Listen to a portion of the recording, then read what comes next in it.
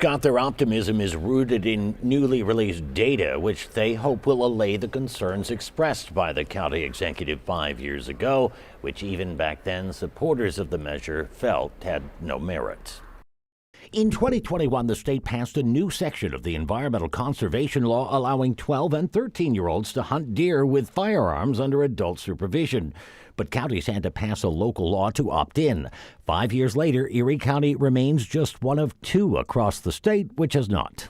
And unfortunately, at the present time, I'd have to take my son, which we do, to another neighboring county to do this actual program. When the measure came before the county legislature 5 years ago, it passed with bipartisan support, but not enough to override the veto of Polenkars, who in his veto message said, "Neither myself or any future county executive should ever have to read a child fatality report regarding the accidental death of a 12 or 13-year-old child because this law went into effect under my signature," while further citing what he claimed were many firearm hunting accidents across the country and state, especially those involving youth hunters, even though the data didn't back that claim.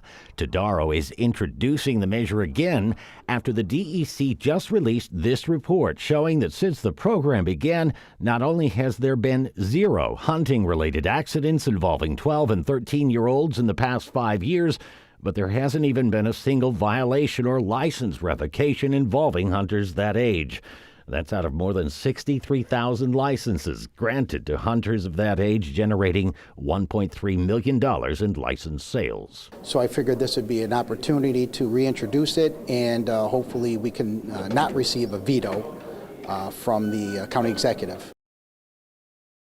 On that note, however, a spokesman for the county executive told me this afternoon that Mr. Polenkars has not changed his position on this, although it may become moot, because the DEC report also recommends that the pilot program be made permanent under state law and that requirement for counties to pass a local law to opt into it be removed.